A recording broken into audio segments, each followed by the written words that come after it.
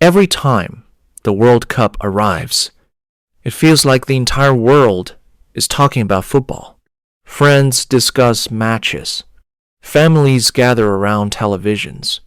Social media becomes flooded with predictions, highlights, and celebrations. But not everyone gets excited. Some people simply don't care about the World Cup.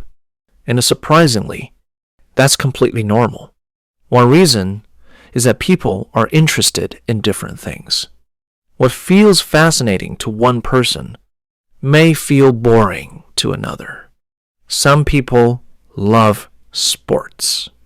Others love music, technology, art, business, fitness, or science.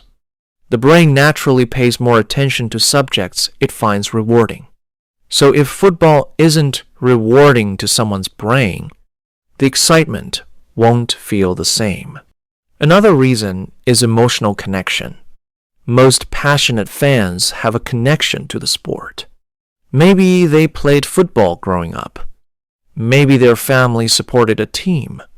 Maybe they have memories attached to important matches. These experiences create emotional meaning. Without that connection, football can feel like just another game. It's difficult to become excited about something that doesn't feel personally meaningful. There's also personality. Some people enjoy competition and group events.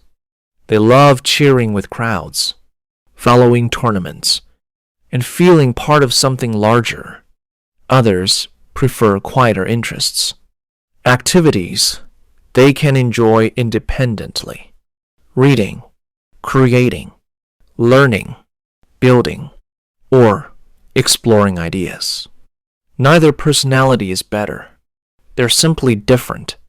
Another interesting reason is attention. The World Cup dominates conversations, advertisements, news, and social media.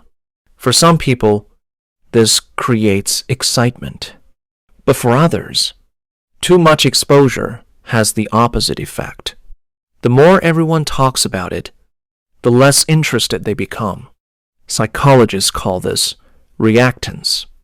When people feel pressured to care about something, they often become less motivated to engage with it. Not because they dislike it, but because they value choosing their own interests. There's also the issue of identity. Many football fans see the sport as part of who they are. Their favorite team becomes part of their personal story. Victories feel personal. Losses feel personal.